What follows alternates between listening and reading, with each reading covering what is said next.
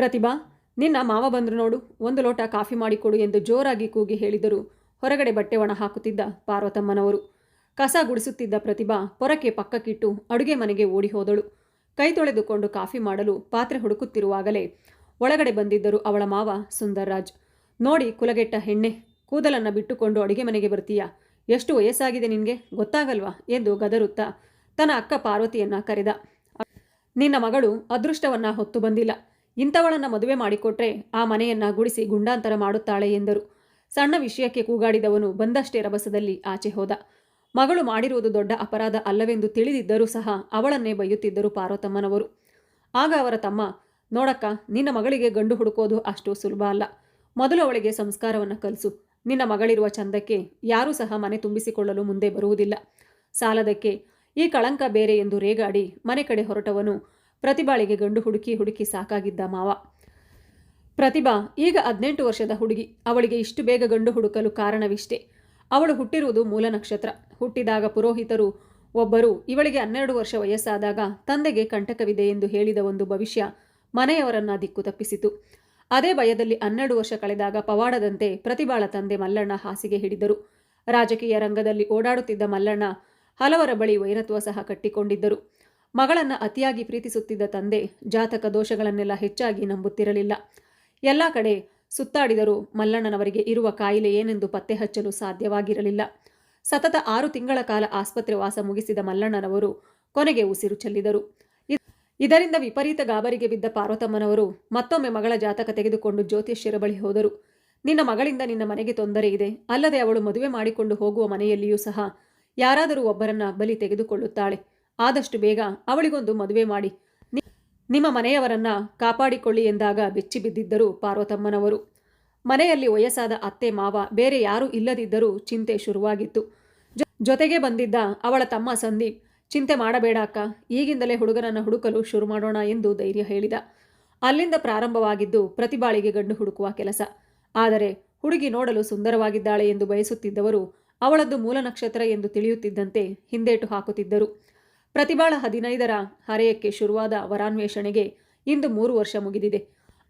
ಆ ದಿನ ಬೆಳಗ್ಗೆ ಬೇಗ ಮನೆ ಕಡೆ ಬಂದ ಸುಂದರ್ ಪಾರ್ವತಮ್ಮರಿಗೆ ಒಂದು ಶುಭ ಸುದ್ದಿ ತಂದಿದ್ದ.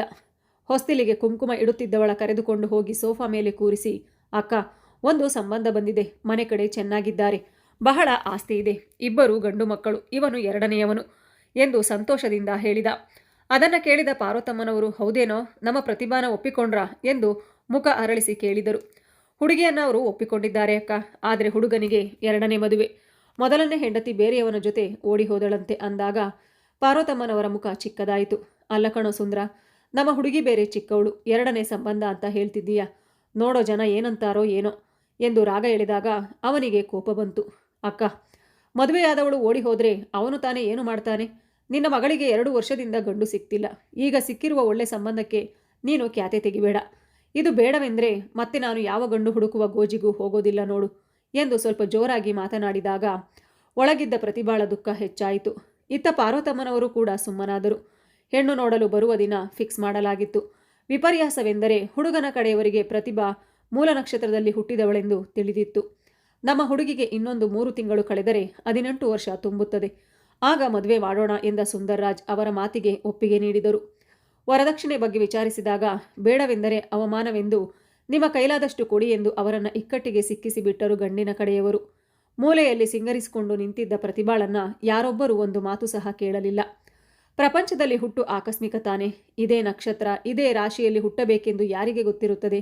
ಹುಟ್ಟಿರುವುದೇ ನನ್ನ ತಪ್ಪ ಎಂದು ಅಲ್ಲೇ ಕುಸಿದು ಕುಳಿತು ಮರುಗಿದಳು ಆ ಹುಡುಗಿ. 3 ತಿಂಗಳ ನಂತರ ಮದುವೆ ಗೊತ್ತು ಮಾಡಿ ಗಂಡಿನ ಕಡೆಯವರು ಹೊರಟು ಹೋದರು. ಮದುವೆ ತಯಾರಿಗೆ ಮಲ್ಲಣ್ಣ ಮಾಡಿಟ್ಟ ಆಸ್ತಿ ಮಾರುವ ಯೋಜನೆ ಹಾಕಿಕೊಂಡರು ಅಕ್ಕ ತಮ್ಮ. ಆಗ ಸುಂದರ್ರಾಜ್, ಅಕ್ಕ, ಸಿಟಿ ಮಧ್ಯೆ ಇರುವ ಮನೆಯನ್ನ ಮಾರಿಬಿಡು, ಅದರಿಂದ ಬರುವ ಹಣ ಮದುವೆ ಖರ್ಚೆಲ್ಲ ಕಳೆದು ಇನ್ನೂ ಉಳಿಯುತ್ತದೆ ಎಂಬ ಐಡಿಯಾ ಕೊಟ್ಟರು. ಅದಕ್ಕೆ ಸರಿ ಎನ್ನುವಂತೆ ಪಾರ್ವತಮ್ಮ ತಲೆಯಾಡಿಸಿದರು. ಅತ್ತ ಪ್ರತಿಭಾಳ ಮೂಕರೋತನೆ ಹೆಚ್ಚಾಗಿತ್ತು. ಅಮ್ಮ, ನನಗೆ ಈ ಮದುವೆ ಬೇಡಮ್ಮ. ಆ ಹುಡುಗನನ್ನು ನೋಡಿದ್ರೆ ನನಗೆ ಭಯ ಆಗುತ್ತೆ. ಅವನು ಒಂದು ರೀತಿ ವಿಚಿತ್ರವಾಗಿ ನೋಡ್ತಾನೆ, ಅವನ ನೋಟನೆ ಸರಿಯಿಲ್ಲ ಎಂದು ತಾಯಿ ಬಳಿ ತನ್ನ ಮನದಾಳದ ನೋವನ್ನು ತೋಡಿಕೊಂಡಳು ಪ್ರತಿಭಾ.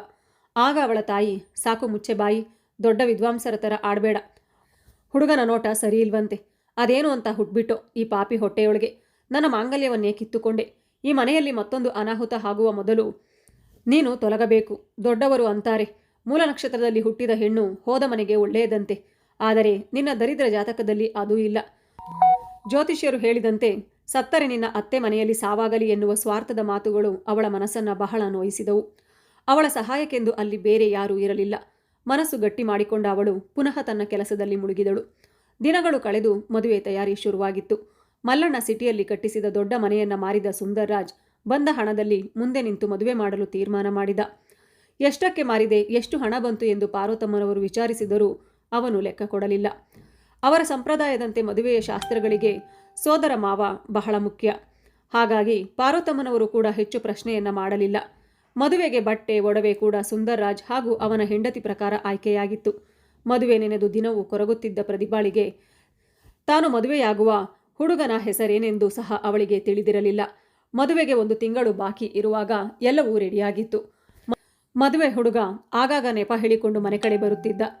ಬಂದಾಗೆಲ್ಲ ಪಾರ್ವತಮ್ಮ ಅವರನ್ನ ಅಳಿಯಂದ್ರೆ ಎಂದೇ ಕರೆಯುತ್ತಿದ್ದರಿಂದ ಹೆಸರು ತಿಳಿದುಕೊಳ್ಳುವ ಪ್ರತಿಭಾಳ ಕುತೂಹಲ ಹಾಗೆ ಉಳಿದಿತ್ತು. ಪ್ರತಿಭಾ ಅಂತೂ ಅವನ ನೋಟಕ್ಕೆ ತುಂಬ ಮುಖ ಕಿವುಚಿದಂತೆ ಮಾಡಿಕೊಳ್ಳುತ್ತಿದ್ದಳು. ಇನ್ನು ಮದುವೆ ಪತ್ರಿಕೆ ಅವಳ ಕೈ ಕೂಡ ಸೇರಿರಲಿಲ್ಲ. ಆದರೆ ಮದುವೆ ದಿನ ಬಂದೇ ಬಿಟ್ಟಿತ್ತು. ಮನೆಯ ಮುಂದೆ ಹಸಿರು ಚಪ್ಪರ ಹಾಕಿ ಬಹಳ ಸರಳವಾಗಿ ಮದುವೆ ಮಾಡುವುದೆಂದೇ ಮೊದಲೇ ನಿರ್ಧಾರ ಮಾಡಿದ್ದರಿಂದ ಚಪ್ಪರ ಪೂಜೆಯು ನೆರವೇರಿತು. ಅತ್ತೆ ಕೊಟ್ಟಿದ್ದ ಹಸಿರು ಸೀರೆಯನ್ನುಟ್ಟು ನಿಂತಿದ್ದ ಪ್ರತಿಭಾಳ ಮನಸ್ಸಲ್ಲಿ ಇನ್ನೊಂದು ಆತಂಕ ಸೃಷ್ಟಿಯಾಗಿತ್ತು. ನಾನು ಮದುವೆಯಾಗಿ ಹೋಗುವ ಮನೆಯಲ್ಲಿ ಹೆಣ್ಣೊಬ್ಬಳು ಸಾಯುತ್ತಾಳೆ ಅಂದ ಮೇಲೆ ಇದು ತಪ್ಪು ತಾನೆ. ತನ್ನ ಮನೆಯವರಿಗೆ ಕಂಟಕವಿದೆ ಎಂದು ಬೇರೆಯವರ ಮನೆ ನೆಮ್ಮದಿ ಕೆಡಿಸುವುದು ಎಷ್ಟು ಸರಿ ಎನ್ನುವ ಅವಳ ಚಿಂತೆಗೆ ಪರಿಹಾರವಿರಲಿಲ್ಲ. ಅದೇ ಚಿಂತೆಯಲ್ಲಿ ಮದುವೆ ನೆರವೇರಿತು. ಒಲ್ಲದ ಮನಸ್ಸಿನಿಂದಲೇ ಗಂಡನ ಮನೆಗೆ ಸೇರಿದಳು ಪ್ರತಿಭಾ. ಸೇರು ಅಕ್ಕಿ ಒದ್ದು ಆ ಮನೆಯ ಬಾಗಿಲಿಗೆ ದೀಪ ಬೆಳಗಿದರೂ ತಿಳಿದಿರಲಿಲ್ಲ ಗಂಡನ ಹೆಸರು ಏನೆಂದು. ಮನೆ ತುಂಬಿಸಿಕೊಳ್ಳುವಾಗಲೂ ಯಾರೂ ಕೇಳಲಿಲ್ಲ ಗಂಡನ ಹೆಸರು ಹೇಳೆಂದು. ರಾತ್ರಿ 9 ಸಮಯಕ್ಕೆ ಪ್ರತಿಭಾ ಇದ್ದ ರೂಮಿಗೆ ಬಂದ ಅಜ್ಜಿ ಒಬ್ಬರು, ತಗೋ ಈ ಸೀರೆಯನ್ನ ಉಟ್ಟುಕೋ, ಇವತ್ತೇ ಮುಹೂರ್ತ ಚೆನ್ನಾಗಿದೆಯಂತೆ. ಈ ದಿನ ಬೇಡವೆಂದರೆ ಮತ್ತೆ 15 ದಿನ ಕಾಯಬೇಕು. ಅಲ್ಲಿಯವರೆಗೆ ನಮ್ಮ ಹುಡುಗ ಕಾಯಲಾರ ಎಂದು ಒರಟಾಗಿ ಮಾತನಾಡಿ ಕೈಯಲ್ಲಿದ್ದ ಸೀರೆ ಕೊಟ್ಟು ಹೋದರು ಅಜ್ಜಿ. ಅವರ ಮಾತು ಕೇಳಿದ ಪ್ರತಿಭಾಳಿಗೆ ನಡುಕ ಶುರುವಾಯಿತು. ತಾಯಿಯೊಂದಿಗೆ ಬಾವಿಯೊಳಗಿನ ಕಪ್ಪೆಯಂತೆ ಬೆಳೆದವಳಿಗೆ ಎಲ್ಲವೂ ಹೊಸದಾಗಿತ್ತು. ಅದೇಕೋ ಅತಿಯಾಗಿ ತಂದೆಯ ನೆನಪಾಗಿತ್ತು.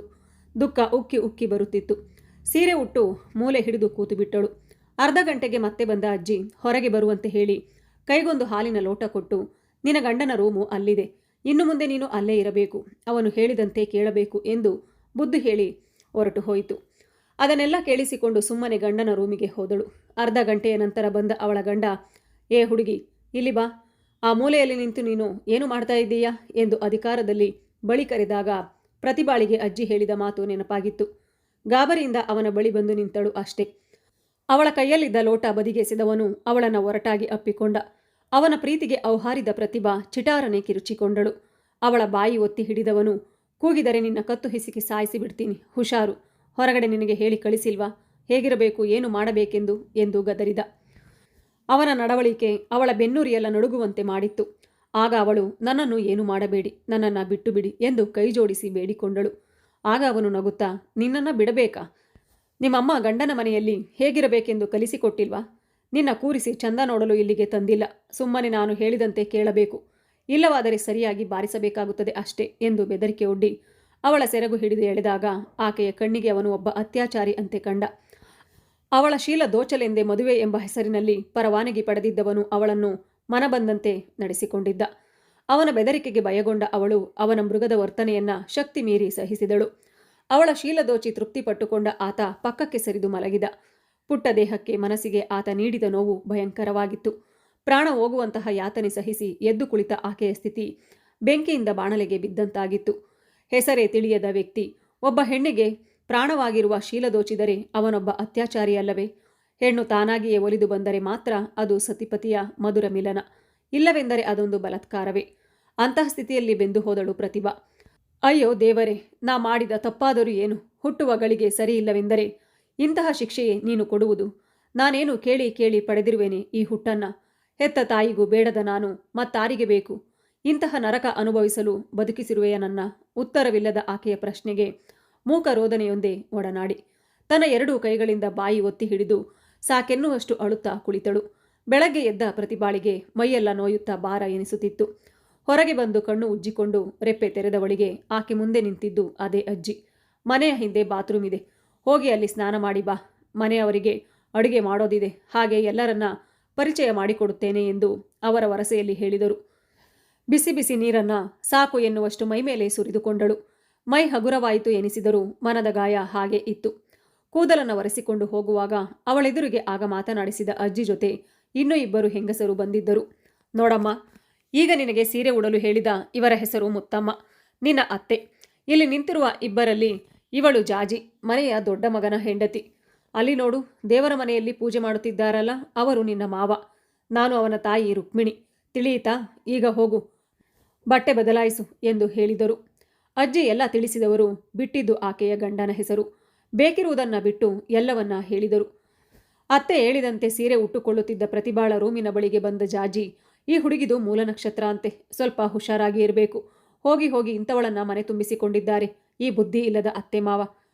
ಅವಳ ಗಂಡ ಕುಮಾರ ಕೂಡ ಕಂಟಕ ಬೇಕು ಅಂತ ಇವಳನ್ನ ಹೊತ್ತುಕೊಂಡು ಬಂದಿದ್ದಾನೆ ಅಂತ ಅನಿಸುತ್ತೆ. ಇವನ ಕಾಟಕ್ಕೆ ಮೊದಲನೇ ಹೆಂಡತಿ ಓಡಿ ಹೋದಳು. ಈಗ ಅದು ಯಾರ ಜೀವಕ್ಕೆ ಮೂಲ ಆಗ್ತಾಳೋ ಇವಳು, ನನಗಂತೂ ಗೊತ್ತಿಲ್ಲ ಎನ್ನುವ ತಾತ್ಸಾರ ನೋಟ ಬೀರಿದಳು. ಮತ್ತು ಹೋದ್ರೆ ಹೋಗ್ಲಿ, ಆ ದರಿದ್ರ ಮುತ್ಕಿನೋ ಅಥವಾ ಮನೆ ಹಾಳು ಮಾಡೋ ಅತ್ತೆನೋ ಹೋಗ್ತಾರೆ. ನಾನು ಕೇಳಿರುವ ಪ್ರಕಾರ ಸದ್ಯ ನನ್ನ ತಂಟೆಗೆ ಬರದೇ ಇದ್ರೆ ಸಾಕು. ಮೂಲ ನಕ್ಷತ್ರದಲ್ಲಿ ಹುಟ್ಟಿದವಳು ತನ್ನ ಅತ್ತೆಯನ್ನೇ ತಿಂದು ಹಾಕುತ್ತಾಳಂತೆ ಎಂದು ಅವಳಿಗೆ ಅವಳೇ ಪಿಸುಗುಟ್ಟುತ್ತಾ ಹೇಳಿಕೊಳ್ಳುತ್ತಿದ್ದಳು. ಅದು ಸ್ವಲ್ಪ ದೂರದಲ್ಲಿ ಇದ್ದ ಪ್ರತಿಭಾ ಕಿವಿಗೂ ಬಿತ್ತು. ಅವಳಿಗೆ ಈಗ ಎರಡು ವಿಷಯ ತಿಳಿಯಿತು. ಒಂದು, ಅವಳ ಗಂಡನ ಹೆಸರು ಕುಮಾರ, ಮತ್ತು ಅವರ ಮೊದಲನೇ ಹೆಂಡತಿ ಓಡಿ ಹೋಗಲು ಕಾರಣ ಅವನೇ ಎಂದು. ಮನೆಯ ಹಿರಿಯ ಸೊಸೆಯ ಜೊತೆ ಅಡುಗೆ ಕೆಲಸದಲ್ಲಿ ಸೇರಿಕೊಂಡ ಪ್ರತಿಭಾಳಿಗೆ ಅವಳ ಜೊತೆ ಮಾತನಾಡಬೇಕೆಂಬ ಆಸೆ. ಆದರೆ ಅವಳಿಗೆ ಕೆಲಸ ಹೇಳುತ್ತಿದ್ದಳೇ ಹೊರತು ಬೇರೆ ಏನೂ ಮಾತನಾಡಿಸುತ್ತಿರಲಿಲ್ಲ. ಸ್ವಲ್ಪ ಸಮಯ ಕಳೆದಾಗ ಅದೇನು ಅನ್ನಿಸಿತು. ತರಕಾರಿ ಕತ್ತರಿಸುತ್ತಿದ್ದ ಪ್ರತಿಭಾಳನ್ನ ಮಾತನಾಡಿಸಿದ ಜಾಜಿ, ನಿನಗೆ ಬೇರೆ ಎಲ್ಲೂ ಗಂಡು ಸಿಗಲಿಲ್ವಾ? ಹೋಗಿ ಹೋಗಿ ಊರಲ್ಲಿರುವ ಹೆಣ್ಣು ಮಕ್ಕಳನ್ನೆಲ್ಲ ಹೆಂಡತಿ ಮಾಡಿಕೊಳ್ಳುವ ಇಂತಹ ಹುಡುಗನನ್ನು ಒಪ್ಪಿಕೊಂಡಿದ್ದೀಯಲ್ಲ. ನಿಮ್ಮ ಕಡೆ ಹೆಣ್ಣು ಕೊಡುವ ಮೊದಲು ಗಂಡಿನ ಹಿಂದೆ ಮುಂದೆ ವಿಚಾರಿಸಬೇಕು ಎಂಬ ಸಣ್ಣ ಪ್ರಜ್ಞೆ ಕೂಡ ಇಲ್ವಾ ಎಂದು ಕೇಳಿದಳು. ಅದು ತನ್ನದೇ ಗತ್ತಿನಲ್ಲಿ. ಆಗ ಪ್ರತಿಭಾಳಿಗೆ ಏನು ಮಾತನಾಡಬೇಕೆಂದೇ ತೋಚಲಿಲ್ಲ. ಆಗ ಅವಳು, ಅಕ್ಕ, ಅದು ನಾನು ಮೂಲ ನಕ್ಷತ್ರದಲ್ಲಿ ಹುಟ್ಟಿದ್ದೀನಿ ಅಂತ ಅಮ್ಮ ಮಾವ ಅವಸರದಲ್ಲಿ ಮದುವೆ ಮಾಡಿಬಿಟ್ರು ಎಂದು ನಿಧಾನವಾಗಿ ಹೇಳಿದಳು. ನೀನು ಇವನ ಜೊತೆ ಬದುಕುವುದಕ್ಕಿಂತ ಹೋಗಿ ಎಲ್ಲಾದರೂ ಸತ್ತರೆ ವಾಸಿ ನೋಡು. ಯಾರನ್ನು ಬಾಳಿಸುವವನಲ್ಲ ಇವನು. ಅಷ್ಟು ಹೇಳಿ ಹೊರಟು ಹೋದಳು ಜಾಜಿ. ಇನ್ನು ಆ ಮಾತುಗಳನ್ನು ಕೇಳಿದ ಪ್ರತಿಭಾ ನಡುಗಿ ಹೋದಳು. ಹಾಗಾದರೆ ನಾನು ಸಹ ಮೊದಲನೇ ಹೆಂಡತಿಯಂತೆ ಓಡಿ ಹೋಗುವ ಪರಿಸ್ಥಿತಿ ಬರುವುದೇ ಎಂದು ಯೋಚಿಸಿದಾಗ ರಾತ್ರಿ ಸನ್ನಿವೇಶ ನೆನಪಿಗೆ ಬಂದು ಮೈ ಕಂಪಿಸಿತು. ಮತ್ತೆ ಇವನು ಕೊಡುವ ಹಿಂಸೆ ಸಹಿಸುವ ಶಕ್ತಿ ನನ್ನಲ್ಲಿಲ್ಲ. ದೇವರೇ, ಹೇಗಾದರೂ ಮಾಡಿ ನನ್ನನ್ನು ಕಾಪಾಡು ಎಂದು ಮನಸ್ಸಿನಲ್ಲಿ ದೇವರನ್ನ ಬೇಡಿಕೊಂಡಳು. ಪ್ರತಿಭಾ ಮಧ್ಯಾಹ್ನದ ಹೊತ್ತು ಊಟ ಬಡಿಸುವಾಗ ಒಳಗೆ ಬಂದ ಅವಳ ಗಂಡ, ತಾಯಿ ಬಳಿ ನಾನು ಕೆಲಸದ ಮೇಲೆ ಹೊರಗಡೆ ಹೋಗ್ತಾ ಇದ್ದೀನಿ, ಬರೋದು 1 ವಾರ ಆಗುತ್ತೆ ಅಂತ ಹೇಳ್ದ. ಆ ಮಾತು ಕೇಳಿದ ಪ್ರತಿಭಾಳಿಗೆ ಅದೆಷ್ಟು ಖುಷಿ ಕೊಟ್ಟಿತ್ತು. ಹಾಳಾಗಿ ಹೋಗು ರಾಕ್ಷಸ ಎಂದು ಮನಸ್ಸಲ್ಲಿ ಹಿಡಿ ಶಾಪ ಹಾಕಿದಳು. ಆದರೆ ವಿಷಯ ಕೇಳಿ ಉಳಿದವರೆಲ್ಲ ಆತಂಕಕ್ಕೆ ಬಿದ್ದರು. ಅವನು ಹೊರಹೋಗುವ ಕಾರಣ ಗೊತ್ತಿರುವುದು ಅವರಿಗೆ ಮಾತ್ರ ಅಲ್ಲವೇ? ಆಗ ಅವನ ತಂದೆ, ಲೋ ಕುಮಾರ, ಹಳೆ ಚಾಳಿ ಮತ್ತೆ ಶುರು ಮಾಡ್ಕೊಂಡಿದ್ದೀಯಾ? ಇವಳೊಂದಿಗಾದರೂ ಸರಿಯಾಗಿ ಜೀವನ ಮಾಡು ಎಂದು ಗದರಿದರು. ಅವರ ಮಾತು ಕೇಳಿ ಅವನ ತಾಯಿ, ನೋಡು ಕುಮಾರ, ಇದೆಲ್ಲ ಇಲ್ಲಿಗೆ ನಿಲ್ಲಬೇಕು. ಈಗ ನಿನಗೆ ಮದುವೆಯಾಗಿದೆ. ಕಟ್ಟಿಕೊಂಡವಳು ಕೊನೆತನಕ, ಇಟ್ಟಿಕೊಂಡವಳು ಇರೋ ತನಕ ಅನ್ನೋದನ್ನು ಮರೆಯಬೇಡ ಎಂದು ಕೂಗಾಡಿದರು. ಆಗ ಅವನು ಯಾರ ಮಾತಿಗೂ ಸೊಪ್ಪು ಹಾಕದೆ, ಹೋಗಮ್ಮ, ನೀನು ಸುಮ್ಮನೆ ಯಾವುದೋ ಆಟ ಆಡೋ ಹುಡುಗಿನ ತಂದು ಕಟ್ಟಿ ಜೀವನ ಮಾಡು ಅಂತ ಹಿಂಸೆ ಮಾಡಬೇಡ ಎಂದು ವ್ಯಂಗ್ಯವಾಗಿ ಮಾತನಾಡಿ ಹೊಸ್ತಿಲು ದಾಟುತ್ತಿದ್ದವನಿಗೆ ಅಡ್ಡ ಬಂದರು ಅವನ ತಾಯಿ. 1 ಹೆಜ್ಜೆ ಹೊರಗೆ ಇಟ್ಟರೆ ನಾನು ಮಾತ್ರ ಸುಮ್ಮನೆ ಇರೋದಿಲ್ಲ, ತೆಪ್ಪಗೆ ಮನೆಯಲ್ಲಿ ಬಿದ್ದಿದ್ದರೆ ಸರಿ ಎಂದು ಕಣ್ಣು ಬಿಟ್ಟರು. ಅಮ್ಮ, ನನ್ನ ದಾರಿಗೆ ನೀವು ಅಡ್ಡ ಬರಬೇಡಿ ಎನ್ನುವುದು ಸಹ ಅಷ್ಟೇ ಅವನ ಹಠ. ಇಲ್ಲ, ನಾನು ಬಿಡಲ್ಲ ಕಣೋ ಎಂದು ಬಾಗಿಲಿಗೆ ಅಡ್ಡ ನಿಂತರು ಅವನ ತಾಯಿ. ಸಿಟ್ಟು ನೆತ್ತಿಗೇರಿಸಿಕೊಂಡ ಕುಮಾರ ಅವರ ತಾಯಿಯನ್ನು ಜೋರಾಗಿ ತಳ್ಳಿ ತಿರುಗಿ ನೋಡದೆ ಹೊರಟು ಹೋದ. ಅವನು ತಳ್ಳಿದ ರಭಸಕ್ಕೆ ಗೋಡೆಯ ಮೊಳಗೆ ಅವರ ತಲೆ ಚುಚ್ಚಿಕೊಂಡಿತು. ಅಮ್ಮ ಎಂದು ಜೋರಾಗಿ ಕಿರುಚಿದರು ಅಷ್ಟೇ. ಮತ್ತೆ ಶಬ್ದ ಹೊರಡಲೇ ಇಲ್ಲ. ತಕ್ಷಣ ಅವರನ್ನು ಆಸ್ಪತ್ರೆಗೆ ಸೇರಿಸಲಾಯಿತು. ಅವರನ್ನು ಪರೀಕ್ಷಿಸಿದ ಡಾಕ್ಟರ್, ಅವರ ತಲೆಗೆ ಚುಚ್ಚಿರುವ ಮಳೆ ಬಹಳ ಆಳವಾಗಿ ಹೋಗಿದೆ. ಅದು ಬ್ರೈನ್ನ ಹತ್ತಿರಕ್ಕೆ ತಗುಲಿದೆ. ಆದ್ದರಿಂದ ಅವರು ಬದುಕುಳಿಯಲು ಆಗಲಿಲ್ಲ ಎಂದು ಹೇಳಿದರು. ಈಗಾಗಲೇ ಮನೆ ಹೆಂಗಸರ ಅಳುವಿನ ಗದ್ದಲ ಶುರುವಾಗಿತ್ತು. ಆ ಸಾವು ಅವರಿಗೆ ನಂಬಲಾಗದ ಸತ್ಯವಾಗಿತ್ತು. ಎಲ್ಲವೂ ನೋಡುತ್ತಲೇ ಕೈಮೀರಿ ಹೋಗಿತ್ತು. ನಡೆದ ಘಟನೆ ಸಾವು ತರುವುದೆಂದು ಊಹಿಸಿರದ ಮನೆಯವರ ದೃಷ್ಟಿ ಸಹಜವಾಗಿ ಪ್ರತಿಭಾಳ ಕಡೆ ತಿರುಗಿತು. ಅಯ್ಯೋ, ಈ ದರಿದ್ರದವಳನ್ನು ಯಾಕಾದರೂ ಮನೆಗೆ ತುಂಬಿಸಿಕೊಂಡೆವೋ. ಬಂದ 2 ದಿನಕ್ಕೆ ಗುಂಡು ಕಲ್ಲಂತಿದ್ದ ಅತ್ತೆಯನ್ನು ತಿಂದುಕೊಂಡಳು. ಊರೇ ಹೇಳುತ್ತಿತ್ತು, ಮೂಲ ನಕ್ಷತ್ರದ ಹೆಣ್ಣು ಬೇಡ ಬೇಡ ಅಂತ. ಹುಡುಗ ಇಷ್ಟಪಟ್ಟಿದ್ದಾನೆ ಅನ್ನುವ ಕಾರಣಕ್ಕೆ ಮದುವೆ ಮಾಡಿ ಬಂಗಾರದಂಥ ನನ್ನ ಸೊಸೆಯ ಸಾವು ತಂದುಕೊಂಡೆವು. ಅಯ್ಯೋ ದೇವರೇ, ಇದೆಂಥ ಆಘಾತವಾಯಿತು ನನ್ನ ಮನೆಗೆ ಎಂದು ಶವದ ಮುಂದೆ ಗೋಳಾಡಿದರು ಅಜ್ಜಿ ರುಕ್ಮಿಣಿ. ಅವರ ಕಿರುಚಾಟದಿಂದ ಪ್ರತಿಭಾಳ ಮೂಲ ನಕ್ಷತ್ರದ ಗುಟ್ಟು ಇಡೀ ಊರಿನ ಮಂದಿಯ ಮುಂದೆ ರಟ್ಟಾಗಿತ್ತು. ಸಾವಿನ ಚಿಂತೆ ಬಿಟ್ಟ ಜನರು ಪ್ರತಿಭಾಳ ಬಗ್ಗೆ ಪಿಸುಪಿಸು ಮಾತನಾಡಲು ಶುರು ಮಾಡಿದರು. ಅಯ್ಯೋ ಪರಮಾತ್ಮನೇ, ಇವಳಿಗೆ ಅದೇನು ಕೇಡುಗಾಲ ಬಂದಿತ್ತಂತೆ. ಹೋಗಿ ಹೋಗಿ ಮೂಲ ನಕ್ಷತ್ರದ ಹುಡುಗಿನ ಸೊಸೆ ಮಾಡಿಕೊಂಡು ಸಾವು ತಂದುಕೊಂಡು ಬಿಟ್ಲಲ್ಲ. ಅಕ್ಕ, ಆ ಕುಮಾರ ಸರಿ ಇರಲಿಲ್ಲ. ಹೆಣ್ಣು ಮಕ್ಕಳು ಅಂದರೆ ಆಟದ ವಸ್ತು ಅವನಿಗೆ. ಹೆಂಡತಿ ಬಿಟ್ಟು ಸಿಕ್ಕ ಹೆಣ್ಣು ಮಕ್ಕಳನ್ನೆಲ್ಲ ಇಟ್ಟುಕೊಂಡಿದ್ದ. ಅದಕ್ಕೆ ಮೊದಲನೇ ಅವಳು ಓಡಿ ಹೋಗಿದ್ದು. ಪಾಪ ಇವಮ್ಮ ಮಗನ ಬಾಳು ಸರಿಯಾಗುತ್ತೆ ಅಂತ ಇಷ್ಟಪಟ್ಟ ಹುಡುಗಿಯ ಜೊತೆ ಮದುವೆ ಮಾಡಿ ಸಾವು ತಂದುಕೊಂಡ್ರು. ಅಯ್ಯೋ ಬಿಡಮ್ಮ, ಕೆಸರು ಇದ್ದ ಕಡೆ ಗಂಡು ಮಕ್ಕಳು ತುಳಿತಾರೆ, ನೀರಿದ್ದಲ್ಲಿ ತೊಳೆದುಕೊಳ್ತಾರೆ. ಅವರು ಅನುಸರಿಸಿಕೊಂಡು ಹೋಗಬೇಕಿತ್ತು. ಅದು ಹಾಳಾಗಲಿ ಎಂದು ಎಲ್ಲರ ಬಾಯಲ್ಲೂ ಒಂದೊಂದು ರೀತಿಯ ಮಾತುಗಳು ಬರುತ್ತಿದ್ದವು. ಅದನ್ನು ಬಿಟ್ಟರೆ ಯಾರೊಬ್ಬರೂ ಕೂಡ ಸಾವು ಹೇಗಾಯಿತು, ಏನು ನಡೆಯಿತು ಎಂದು ವಿಚಾರಿಸಲಿಲ್ಲ. ಮೂಲೆಯಲ್ಲಿ ಅಳುತ್ತಾನೆ ನಿಂತಿದ್ದ ಪ್ರತಿಭಾಳಿಗೆ ಬದುಕಿನ ಮೇಲೆ ಜಿಗುಪ್ಸೆ ಬಂದಿತ್ತು. ಜಾಜಿ ಅಕ್ಕ ಹೇಳಿದ್ದು ಸರಿಯಾಗಿದೆ. ಇಂತಹ ಬದುಕಿಗಿಂತ ಸಾವೇ ವಾಸಿ. ಪ್ರತಿಯೊಂದಕ್ಕೂ ನಾನೇ ಹೊಣೆ ಎಂದೆನಿಸಿಬಿಟ್ಟಿತ್ತು ಅವಳಿಗೆ. ಶವದ ಅಂತ್ಯಕ್ರಿಯೆ ಮುಗಿಸಿ ಬಂದ ಮೇಲೆ ಮತ್ತೊಮ್ಮೆ ಗಲಾಟೆ ಶುರುವಾಯಿತು. ನೋಡು ಮಗನೇ, ನನ್ನ ಸೊಸೆಯನ್ನು ತಿಂದುಕೊಂಡವಳು ಈ ಮನೆಯಲ್ಲಿ ಇರುವುದು ನನಗೆ ಇಷ್ಟವಿಲ್ಲ. ಈಗಿಂದೀಗಲೇ ಅವಳ ತವರು ಮನೆಯವರನ್ನು ಕರೆಸಿ ವಾಪಸ್ ಕಳಿಸು ಎಂದು ರೊಚ್ಚಿಗೆದ್ದರು ಅಜ್ಜಿ. ಅಜ್ಜಿಯವರಿಗೆ ಹೆದರಿದ ಮನೆಯವರು ಬಾಯಿ ಬಿಚ್ಚಲಿಲ್ಲ. ಮಡದಿ ಕಳೆದುಕೊಂಡು ನೋವು ತಿನ್ನುತ್ತಿದ್ದ ಗಂಗಪ್ಪ, ನಿನ್ನಿಷ್ಟ ಅಮ್ಮ ಎಂದು ಹೇಳಿ ಸುಮ್ಮನಾಗಿ ಬಿಟ್ಟರು. ತಕ್ಷಣವೇ ಪ್ರತಿಭಾಳ ತಾಯಿಗೆ ಫೋನ್ ಮಾಡಲಾಗಿತ್ತು. ನಿಮ್ಮ ಮಗಳ ಕಾಲ್ಗುಣಕ್ಕೆ ನಮ್ಮ ಮನೆ ಒತ್ತಿಕೊಂಡು ಹುರಿಯುತ್ತಿದೆ. ಬಂದು ಅವಳನ್ನು ಕರೆದುಕೊಂಡು ಹೋಗಿ, ನಿಮ್ಮ ಅದೃಷ್ಟದ ಮಗಳನ್ನು ಎಂದು ವ್ಯಂಗ್ಯವಾಗಿ ಮಾತನಾಡಿ ಫೋನ್ ಇಟ್ಟರು ಅಜ್ಜಿ. ಮಾಡಿದ ಮದುವೆ ಆಯಸ್ಸು ಕೇವಲ 2 ದಿನಕ್ಕೆ ಮುಗಿದು ಹೋಗಿತ್ತು. ಪರಸ್ತ್ರೀಯರ ಸೆರಗು ಹಿಡಿದು ಹೋದವನ ಬಗ್ಗೆ ಮಾತೆತ್ತದೆ ಎಲ್ಲ ಪ್ರತಿಭಾಳ ಹುಟ್ಟಿನ ಮೇಲೆ ಹಾಕಿ ತಮ್ಮ ಹುಳುಕನ್ನು ಮುಚ್ಚಿಕೊಂಡವರು ಪ್ರತಿಭಾ ತಾಯಿ ಬಂದ ತಕ್ಷಣ ಅವಳನ್ನು ಕರೆದೊಯ್ಯುವಂತೆ ಒಂದೇ ಸಮನೆ ಹಠ ಹಿಡಿದರು.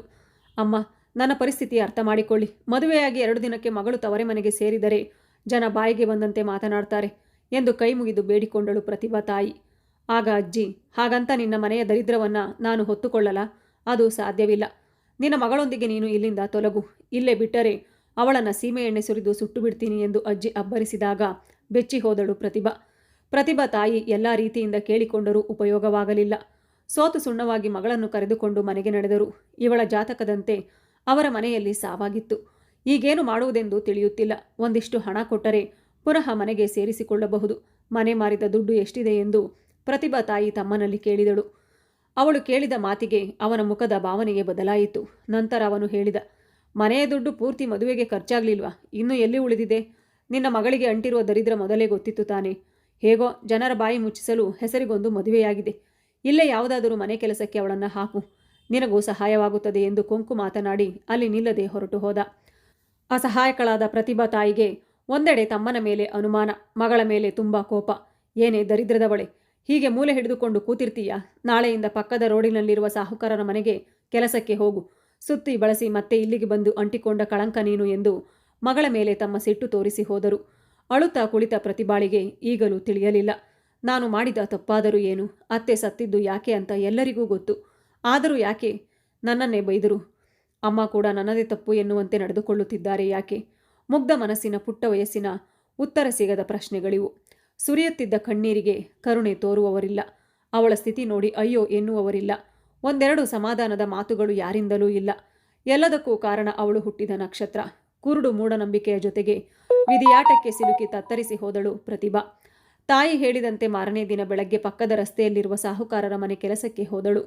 ಅದು ಸಾಹುಕಾರರ ಮನೆಯಾಗಿದ್ದರೂ ಅಲ್ಲಿದ್ದವರು ವಯಸ್ಸಾದ ದಂಪತಿಗಳು ಮತ್ತು ಅವರ ಮೊಮ್ಮಗ ಸಂತೋಷ. ಸಂತೋಷನ ತಂದೆ ಆ ಮನೆಯ ಯಜಮಾನ. ಅವರಿಬ್ಬರು ಫುಡ್ ಪಾಯ್ಸನ್ ಆಗಿ ವರ್ಷಗಳ ಹಿಂದೆ ತೀರಿ ಹೋದರು. ದೊಡ್ಡ ಮನೆಯ ಕೆಲಸ ಆ ವಯಸ್ಸಾದ ಮಹಿಳೆ ರುದ್ರಮ್ಮನ ಕೈಯಲ್ಲಿ ಮಾಡಲು ಆಗದ ಕಾರಣ ಅವರಿಗೆ ಕೆಲಸಗಾರರ ಅಗತ್ಯವಿತ್ತು. ವಯಸ್ಸಾಗಿದ್ದರೂ ಮದುವೆಯಾಗದ ಹುಡುಗ ಆ ಮನೆಯಲ್ಲಿರುವವನೆಂದು ಆ ಊರಿನ ಹೆಣ್ಣು ಮಕ್ಕಳು ಆ ಮನೆಗೆ ಕೆಲಸಕ್ಕೆ ಹೋಗಲು ಹಿಂದೇಟು ಹಾಕುತ್ತಿದ್ದರು. ಇದೆಲ್ಲ ಗೊತ್ತಿದ್ದರೂ ಪ್ರತಿಭಾಳ ಮಾವ ತನ್ನ ಅಕ್ಕನ ಬಳಿ ಹೇಳಿ ಆ ಮನೆ ಕೆಲಸಕ್ಕೆ ಹೋದರೆ ಜಾಸ್ತಿ ಸಂಬಳ ಸಿಗುತ್ತದೆ ಎಂದು ಪ್ರತಿಭಾಳನ್ನ ಕೆಲಸಕ್ಕೆ ಹೋಗುವಂತೆ ಮಾಡಿದ್ದ. ನೋವು ಮರೆಯಲು ಆ ಮನೆಗೆ ಕಾಲಿಟ್ಟ ಪ್ರತಿಭಾಳ ಜೀವನ ಇನ್ನೊಂದು ತಿರುವು ಪಡೆಯಿತು. ಆ ಮನೆಯಲ್ಲಿದ್ದ ರುದ್ರಮ್ಮ, ನೋಡು, ನೀನು ಮೇಲ್ಗಡೆ ಇರುವ ರೂಮುಗಳನ್ನು ಕ್ಲೀನ್ ಮಾಡು, ನಾನು ಕೆಳಗಿನ ಫ್ಲೋರ್ ಕ್ಲೀನ್ ಮಾಡಿಕೊಳ್ಳುತ್ತೇನೆ. ಆನಂತರ ಇಬ್ಬರು ಒಟ್ಟಿಗೆ ಸೇರಿ ಅಡುಗೆ ಮಾಡೋಣ ಎಂದು ಪ್ರತಿಭಾಳಿಗೆ ಹೇಳಿದರು. ಅದನ್ನು ಕೇಳಿ ಸರಿ ಎಂದು ತಲೆ ಆಡಿಸಿದ ಪ್ರತಿಭಾ ಮೂಲೆಯಲ್ಲಿದ್ದ ಪೊರಕೆ ತೆಗೆದುಕೊಂಡಳು. ರುದ್ರಮ್ಮನವರು ಸಮಾಧಾನದಿಂದ ಮಾತನಾಡಿಸಿದ್ದಕ್ಕೋ ಏನೋ ಪ್ರತಿಭಾಳ ಮನಸ್ಸು ಹಗುರವಾಗಿತ್ತು. ಸರಸರನೆ ಮೆಟ್ಟಿಲು ಹತ್ತಿ ಮಹಡಿಯ ಮೊದಲನೇ ರೂಮಿನ ಡೋರನ್ನು ತೆಗೆದು ಒಳಗೆ ಹೋದಳು. ಆ ರೂಮಿನಲ್ಲಿ ಅವರ ಮೊಮ್ಮಗ ಸಂತೋಷ್ ಮಲಗಿದ್ದ. ಬಾಗಿಲ ಸದ್ದಿಗೆ ತಟ್ಟನೆ ಎದ್ದು ಕುಳಿತ. ಮತ್ತೆ, ಏ ಹುಡುಗಿ, ಯಾರು ನೀನು? ಒಳ್ಳೆ ಕೋಣನ ಥರ ನುಗ್ಗಿ ಒಳಗೆ ಬರ್ತಿದ್ದೀಯಲ್ಲ, ಗೊತ್ತಾಗಲ್ವಾ ಎಂದು ಜೋರಾಗಿ ಗದರಿ ಹೇಳಿದ. ಆಗ ಪ್ರತಿಭಾ ಪಿಳಿಪಿಳಿ ಕಣ್ಣು ಬಿಟ್ಟು ತಲೆ ಎತ್ತಿ ಅವನನ್ನು ನೋಡುತ್ತಿದ್ದಳು. ಅವಳೇನು ಹೇಳದೆ ನಿಂತಿರುವುದನ್ನು ನೋಡಿ, ನಿನಗೆ ಮಾತು ಬರಲ್ವಾ ಮೂಗಿನ ಎಂದು ರೇಗಿದ. ಆಗ ಪ್ರತಿಭಾ ತಲೆಯಾಡಿಸಿ, ಅಜ್ಜಿ ಹೇಳಿದರು ಈ ರೂಮನ್ನು ಸ್ವಚ್ಛ ಮಾಡುವಂತ, ಅದಕ್ಕೆ ಬಂದೆ ಎಂದು ಭಯಪಡುತ್ತಾ ಹೇಳಿದಳು. ಕೆಲಸದ ಹುಡುಗಿ ಇವಳೇ ಇರಬೇಕು ಎಂದುಕೊಂಡ ಸಂತೋಷ ಅವಳಿಗೆ ಒಳಬರಲು ಹೇಳಿ ತಾನು ಹೊರಗಡೆ ಹೋದ. ಇತ್ತ ಪ್ರತಿಭಾಳ ತಾಯಿ ತಮ್ಮನಿಗೆ ಫೋನ್ ಮಾಡಿ, ನೀನು ಹೇಳಿದಂತೆ ಅವಳನ್ನು ಸಾಹುಕಾರರ ಮನೆಗೆ ಕೆಲಸಕ್ಕೆ ಕಳಿಸಿದ್ದೇನೆ. ಆದರೆ ಊರ ಜನರು ಕೆಟ್ಟದಾಗಿ ಮಾತಾಡೋಕೆ ಶುರು ಮಾಡಿದ್ದಾರೆ. ಮದುವೆಯಾಗಿ 2 ದಿನಕ್ಕೆ ಜೀವನ ಮಾಡದೆ ಓಡಿ ಬಂದವಳು ಅಂತಾರೆ. ಹೇಗಾದರೂ ಮಾಡಿ ಅವಳನ್ನು ಗಂಡನ ಮನೆಗೆ ಕಳಿಸಬೇಕು ಕಣೋ ಎಂದು ತನ್ನ ಕಷ್ಟ ಕೇಳುವ ತಮ್ಮನ ಬಳಿ ಮತ್ತೊಮ್ಮೆ ವಿಚಾರ ಪ್ರಸ್ತಾಪಿಸಿದರು. ಅಕ್ಕನ ಮಾತು ಹಿಡಿಸದ ತಮ್ಮ, ಅಕ್ಕ, ನಿನಗೆ ಎಷ್ಟು ಸಲ ಹೇಳೋದು, ಅವಳ ಗಂಡ ಊರು ಬಿಟ್ಟು ಹೋಗವನಂತೆ. ವಾಪಸ್ ಬರ್ತಾನೋ ಅಲ್ಲೇ ಸಾಯ್ತಾನೋ ಯಾರಿಗೊತ್ತು. ಅವಳು ಕೆಲಸ ಮಾಡ್ತಾ ಇದ್ದಾಳೆ ತಾನೆ. ಸ್ವಲ್ಪ ದಿನ ನೀನು ಸುಮ್ಮನೆ ಇರು, ಮತ್ತೆ ಅದರ ಬಗ್ಗೆ ಮಾತಾಡೋಣ ಎಂದು ಅವರಿಗೆ ಗದರಿ ಬಾಯಿ ಮುಚ್ಚಿಸುವ ಪ್ರಯತ್ನ ಮಾಡಿದ. ತಮ್ಮನ ಮಾತು ಕೇಳಿಸಿಕೊಂಡು ಸುಮ್ಮನಿರಲು ಸಾಧ್ಯವಿಲ್ಲ. ಪ್ರತಿಭಾ ಇದೇ ಮನೆಯಲ್ಲಿದ್ದರೆ ತೂಕಡಿಸುತ್ತಿರುವವರಿಗೆ ಹಾಸಿಕೊಟ್ಟಂತಾಗುತ್ತದೆ ಎಂದ ಅಕ್ಕ ತನ್ನ ಪ್ರಯತ್ನ ಬಿಡಲಿಲ್ಲ. ಆಯಿತು, ಹಾಳಾಗಿ ಹೋಗ್ಲಿ, ಅವಳ ಗಂಡನ ಮನೆಗೆ ಕೊಡಲು ಬೇಕಾಗುವಷ್ಟು ದುಡ್ಡು ದುಡಿಯೋವರೆಗಾದರೂ ಸುಮ್ಮನಿರು ಎಂದಾಗ ಬಾಯಿ ಮುಚ್ಚಲೇಬೇಕಾಯಿತು. ಪ್ರತಿಭಾ ಕೆಲಸ ಮುಗಿಸಿ ಬರುತ್ತಿದ್ದಾಗ ತೋಟದಿಂದ ಬರುತ್ತಿದ್ದ ಸಂತೋಷನ ತಾತನ ಕಣ್ಣಿಗೆ ಬಿದ್ದಳು. ಮಗ, ನೀನು ಆ ಪಂಚಾಯಿತಿ ಮೆಂಬರ್ ಆಗಿದ್ದ ಮಲ್ಲಣ್ಣನ ಮಗಳು ತಾನೆ ಎಂದು ಹಣೆ ಮೇಲೆ ಕೈ ಇರಿಸಿ ಅವಳನ್ನೇ ಸೂಕ್ಷ್ಮವಾಗಿ ನೋಡಿದ್ದರು. ಹ್ಞೂ ಅಜ್ಜ ಎಂದು ಹೇಳಿದಳು. ಪಾಪ, ಒಳ್ಳೆ ಮನುಷ್ಯ, ಅವನನ್ನು ಕೊಂದು ಬಿಟ್ರು. ಒಳ್ಳೆಯ ಜನಕ್ಕೆ ಕಾಲವಿಲ್ಲ ಬಿಡು ಎಂದು ಬೇಸರದಲ್ಲಿ ಹೇಳಿದರು. ಅಜ್ಜ, ಕೊಲೆಯೆಲ್ಲ ಏನೂ ಇಲ್ಲ ಅಜ್ಜ. ಅದು ನಾನು ಹುಟ್ಟಿದ್ದು ಮೂಲ ನಕ್ಷತ್ರ ಅಂತ ಜಾತಕ ಓದಿಸಿದಾಗ ಹೇಳಿದ್ರಂತೆ. ನಾನು 12 ವರ್ಷಕ್ಕೆ ಬಂದಾಗ ಅಪ್ಪನಿಗೆ ಕಂಟಕ ಇದೆ ಅಂತ. ಆದರೆ ಅಪ್ಪ ತಲೆಕೆಡಿಸಿಕೊಳ್ಳಲಿಲ್ಲ. ಅದಕ್ಕೆ ಅವರು ಅನಾರೋಗ್ಯದಿಂದ ತೀರಿಕೊಂಡರು ಎಂದ ಅವಳ ಕಣ್ಣಲ್ಲಿ ಅಪ್ಪನ ನೆನೆಸಿಕೊಂಡು ನೀರು ತುಂಬಿದವು.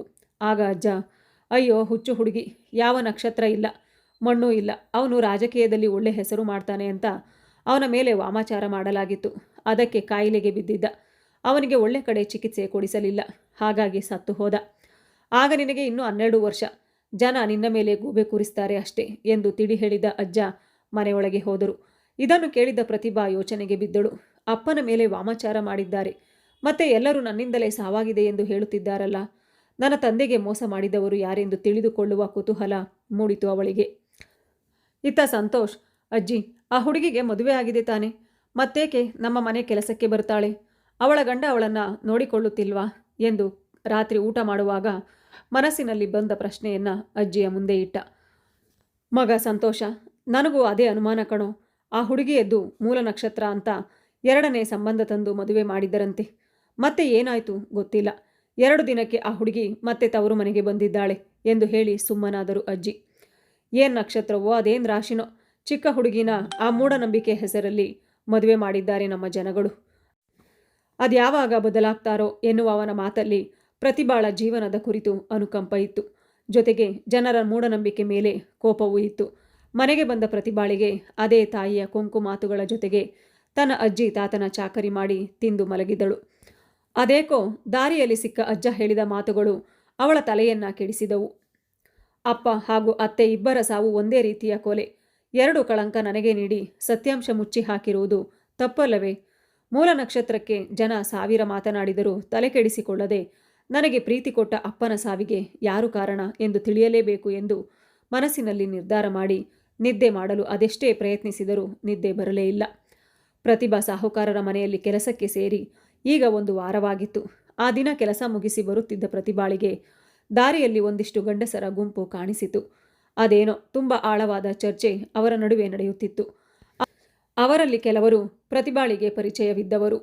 ಇವರೆಲ್ಲ ಅಪ್ಪನ ಸ್ನೇಹಿತರಲ್ಲವೇ ಎಂದುಕೊಂಡಳು. ಗುಂಪು ಹಾದು ಮುಂದೆ ಹೋಗುವಾಗ ಕಣ್ಣಿಗೆ ಬಿದ್ದ ಅವಳ ಮಾವ ಸುಂದರ್ರಾಜ್ ಒಂದು ಕಾಲದಲ್ಲಿ ಇವರೆಲ್ಲ ಶತ್ರುಗಳಂತೆ ಇದ್ದವರು.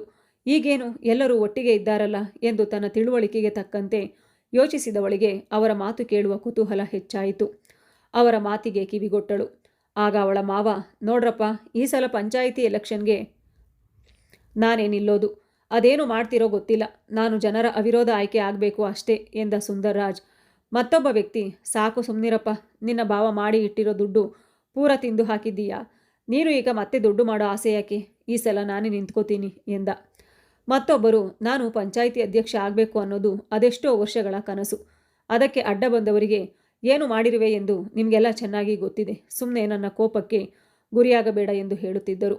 ಮಾತಿನ ಚಕಮಕಿ ಜೋರಾಯಿತು. ಕೆಲವರು ಪ್ರತಿಭಾಳ ಮಾವನಿಗೆ ಬೆಂಬಲಿಸಿದರೆ ಮತ್ತೆ ಕೆಲವರು ಅವನ ವಿರುದ್ಧ ಮಾತನಾಡಿದವರಿಗೆ ಬೆಂಬಲಿಸುತ್ತಿದ್ದರು. ಮರೆಯಲ್ಲಿ ನಿಂತಿದ್ದ ಪ್ರತಿಭಾಳಿಗೆ ಜಗಳ ನೋಡಿ ಗಾಬರಿ ಶುರುವಾಗಿತ್ತು. ಅಲ್ಲಿಂದ ಹೊರಡಬೇಕೆನ್ನುವಾಗ ಅವಳ ಹೆಗಲ ಮೇಲೆ ಒಂದು ಕೈ ಕಾಣಿಸಿತು. ಜಗಳವನ್ನು ನೋಡಿ ಹೆದರಿದ ಹುಡುಗಿ ಅಲ್ಲಿಂದ ಹೊರಡಬೇಕೆನ್ನುವಾಗ ಭುಜದ ಮೇಲೆ ಬಿದ್ದ ಕೈ ನೋಡಿ ಬೆಚ್ಚಿ ಬಿದ್ದಳು.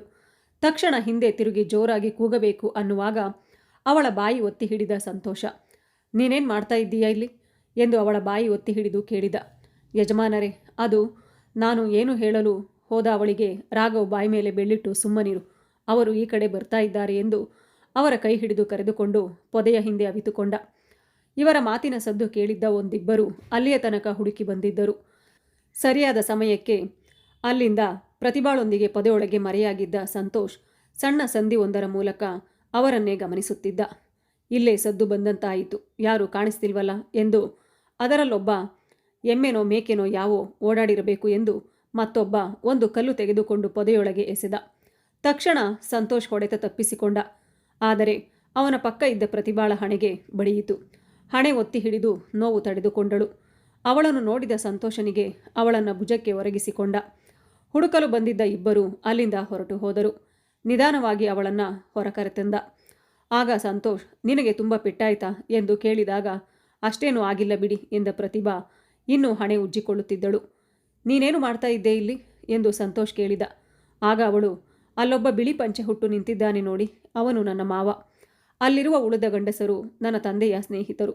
ಮಾವನ ಬಳಿ ಅವರಿಗೆ ಏನು ಕೆಲಸ ಅಂತ ನೋಡ್ತಿದ್ದೆ ಅಷ್ಟೇ. ಗಂಡಸರು ಅಂದಮೇಲೆ ಏನೋ ಇರುತ್ತೆ, ನಿನಗ್ಯಾಕೆ ಊರು ಸಾಬ್ರಿ? ಅವರು ಸರಿಯಿಲ್ಲ, ಸುಮ್ಮನೆ ಮನೆಗೆ ಹೋಗಬೇಕು ತಾನೆ ಎಂದು ಸ್ವಲ್ಪ ಗದರಿದ. ಸಂತೋಷ, ಅದು ಹಾಗಲ್ಲ. ನನ್ನ ತಂದೆ ಬದುಕಿದ್ದಾಗ ಇವರೆಲ್ಲ ಶತ್ರುಗಳಂತಿದ್ರು. ಮತ್ತೆ ನಿಮ್ಮ ತಾತ ಹೇಳಿದ್ರು ನನ್ನ ತಂದೆಯನ್ನು ಕೊಲೆ ಮಾಡಲಾಗಿದೆ ಅಂತ. ಅನುಮಾನ ಬಂತು, ಅದಕ್ಕೆ ನೋಡ್ತಾ ನಿಂತಿದ್ದೆ ಎಂದು ತಲೆಯನ್ನು ಬಗ್ಗಿಸಿ ಹೇಳಿದಳು. ಓಹೋ, ನಿನ್ನದು ಇದೇ ಕಥೆಯೇ? ಈ ಮೋಸಗಾರರ ಗುಂಪೆ ನನ್ನ ತಂದೆ ತಾಯಿಯನ್ನು ಕೊಂದಿದ್ದು. ಅದಕ್ಕೆ ಸಾಕ್ಷಿ ಕಲೆ ಹಾಕಲು ಪ್ರತಿದಿನ ಇವರನ್ನು ಹಿಂಬಾಲಿಸಿ ಬರ್ತೀನಿ ಎಂದು ತನ್ನ ವ್ಯಥೆಯನ್ನು ಹೇಳಿಕೊಂಡ. ಸಂತೋಷ, ನನಗೊಂದು ಅನುಮಾನವಿದೆ. ಇದನ್ನೆಲ್ಲ ಈ ನನ್ನ ಮಾವ ಸುಂದರರಾಜ್ ಮಾಡಿರುತ್ತಾನೆ. ನಿಮ್ಮ ಅಪ್ಪ ಅಮ್ಮ ಸತ್ತಿರುವುದು ಕೂಡ ಇವರದೇ ಕೆಲಸ ಇರಬೇಕು. ಬನ್ನಿ ಹೋಗಿ ಚೆನ್ನಾಗಿ ನಾಲ್ಕಿ ಕೊಟ್ಟು ಬಾಯಿ ಬಿಡಿಸೋಣ ಎಂದು ಕೋಪದಿಂದ ಹೇಳಿದಳು. ಆಗ ಸಂತೋಷ ನಗತೊಡಗಿದ. ಅದು ಅಷ್ಟು ಸುಲಭವಲ್ಲ. ನೀನು ಹೋಗುವುದಾದರೆ ಅವರನ್ನು ದಾಟಿ ಹೋಗಬೇಕು. ಆದರೆ ಅದು ಸಾಧ್ಯವಿಲ್ಲ. ಒಂದು ಕೆಲಸ ಮಾಡು, ಮತ್ತೆ ವಾಪಸ್ ನೀನು ನಮ್ಮ ಮನೆಗೆ ಹೋಗು. ನಾನು ಅಜ್ಜಿಯ ಬಳಿ ಹೇಳ್ತೀನಿ ಎಂದು ಅವಳಿಗೆ ತನ್ನ ಮನೆಯ ಕಡೆ ಕೈ ತೋರಿಸಿ ಹೇಳಿದ. ಇಲ್ಲ, ನನ್ನ ಅಮ್ಮ ಬೈತಾಳೆ ಎಂದು ಹೆದರಿಕೊಂಡಳು ಪ್ರತಿಭಾ. ಹಾಗಂತ ಈ ಕಟುಕರ ಕೈಗೆ ಸಿಗ್ತೀಯಾ? ನಿನ್ನ ಮಾವ ನೋಡಿದರೆ ಅಷ್ಟೇ ನಿನ್ನ ಕತೆ. ಹೋಗು ಸುಮ್ಮನೆ. ನಿನ್ನ ಅಮ್ಮ ಕೇಳಿದ್ರೆ ಕೆಲಸ ಜಾಸ್ತಿ ಇತ್ತು ಅಂತ ಹೇಳು ಎಂದು ಸ್ವಲ್ಪ ಗದರಿದ. ಪ್ರತಿಭಾಳನ್ನು ಅವನ ಮನೆಗೆ ಕಳುಹಿಸಿ ಅಲ್ಲೇ ನಿಂತಿದ್ದ ಸಂತೋಷ್ ತಲೆಗೆ ಆಳವಾದ ಯೋಚನೆ ಬಿತ್ತು. ಅಜ್ಜಿ ಹೇಳಿದಂತೆ ಸುಂದರ್ರಾಜ್ ಪ್ರತಿಭಾಳ ಮೂಲ ನಕ್ಷತ್ರದ ಕತೆನ ಚೆನ್ನಾಗಿ ಬಳಸಿಕೊಂಡಿದ್ದಾನೆ. ನನ್ನ ತಂದೆ ಮಲ್ಲಣ್ಣ ಅಂಕಲ್ಗೆ ತುಂಬ ಸಪೋರ್ಟ್ ಮಾಡ್ತಾ ಇದ್ರು. ಹಾಗಾಗಿ ಕೊಲೆ ಮಾಡಿಸಿರಬಹುದು. ಈ ಪೂರ್ತಿ ಗುಂಪನ್ನು ಜೈಲಿಗೆ ಕಳಿಸಬೇಕು. ಆದರೆ ಹೇಗೆ ಎಂದು ಸ್ವಲ್ಪ ಹೊತ್ತು ಯೋಚಿಸಿದ ನಂತರ ಸಂತೋಷ್ ಮೆದುಳಲ್ಲಿ ಒಂದು ಒಳ್ಳೆಯ ಉಪಾಯ ಹೊಳೆಯಿತು. ನಾಳೆ ಇವರಿಗೆ ಬಲೆ ಬೀಸಿ ಸತ್ತ ಮೂವರಿಗೂ ಶಾಂತಿ ಕೊಡಿಸುತ್ತೇನೆ. ಬಹುಶಃ ಪ್ರತಿಭಾ ಅದೃಷ್ಟದ ಹುಡುಗಿ ಅನಿಸುತ್ತದೆ. ತಿಂಗಳಿಂದ ಅಲೆಯುತ್ತಿದ್ದರೂ ಹೊಳೆಯದ ಉಪಾಯ ಇಂದು ಹೊಳೆಯಿತಲ್ಲ ಎಂದು ತನ್ನ ಯೋಜನೆಗೆ ನಸುನಕ್ಕು ಮನೆ ಕಡೆ ಹೊರಟ ಸಂತೋಷ. ಆ ದಿನ ಪ್ರತಿಭಾಳ ಗಂಡನ ಮನೆಯಲ್ಲಿ ರಾತ್ರಿ 9 ಗಂಟೆಯ ಸಮಯ. ಮನೆಯವರು ಆಗ ತಾನೇ ನಿದ್ದೆಗೆ ಜಾರಿದ್ದರು. ಒಂದೇ ಸಮನೆ ಬಡಿದುಕೊಳ್ಳುತ್ತಿತ್ತು ಮನೆಯಲ್ಲಿದ್ದ ಫೋನ್. ಪ್ರತಿಭಾಳ ಮಾವ ಗಂಗಣ್ಣ ಫೋನ್ ಕೈಗೆತ್ತಿಕೊಂಡರು.